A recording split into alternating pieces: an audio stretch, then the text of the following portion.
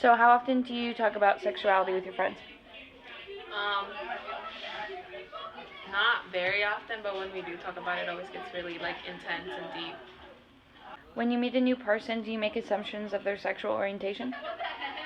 Yeah, sometimes I'll see them, and by the way how their body language and their movement, I'm like, oh, she's probably gay or something like that. How often do you talk about sexuality with your friends? I rarely do. So Okay. Um, so do you make judgments of people and their sexuality before you meet them, or just by looking at them? no, I think that's a mean thing to do before you actually meet them. So you don't assume that they're gay or straight before? No. Okay. Um, just by seeing a person, do you make assumptions of their sexual orientation? No, I Okay. can't.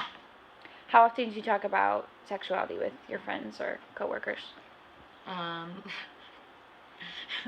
But I feel comfortable talking about sexuality in both my social life and in a personal, professional setting. Okay. So how often do you think, just on average? I would say once a week Once a week? it comes up.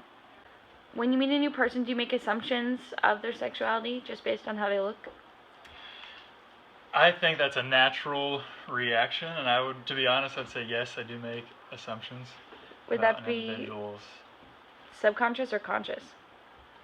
I think it's a subconscious decision, and then you can follow it up by a conscious discussion about other people that might be around. How often would you speak about sexuality to your coworkers or your friends, on average? I'd say almost daily. Almost Not daily? multiple times daily. Or having some intentional programming with our students coming up just to start that conversation. How often do you talk about sexuality with your friends or your coworkers? Usually on a daily basis? Daily. Daily? For Okay. sure, daily with friends. Okay. Yeah, daily. Okay. So do you make assumptions on people's sexuality by how they look or how they dress? I would say yes, if it's obviously someone I don't know. Stranger than absolutely. I think everyone does that. Mm-hmm. Especially gay people. I'm gay. So, because you want to know, if a guy's gay before you, hit on him. So, I'd say absolutely. Yeah, so you think it's a subconscious or a conscious decision, do you think? Conscious. Conscious? I mean, but I do think there's a lot of things that play into us assuming people's sexuality. Do you see individuals treated differently based on their sexual orientation, and if so, how so? I definitely do. I'll see other people. You'll hear the slurs of people being called faggots, being called gays, queers, and I know it actually didn't hit me until I learned about the LGBTQ. I think is what it is. It's more if you can get over the idea of that if somebody is of a different sexuality than you, it just comes down to you being a person and them being a person, them treating them as such, and doesn't really call for those repulsive slurs and those other such activities.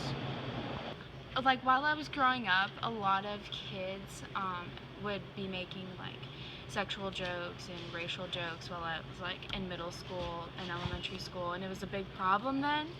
I don't think people accepted it a lot, but now we see pride, LGBT community and all this, so I think people are coming to terms with it.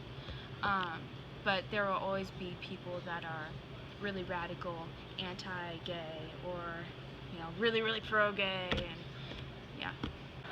All right. Have you seen anybody be treated differently based on their sexual orientation or sexuality?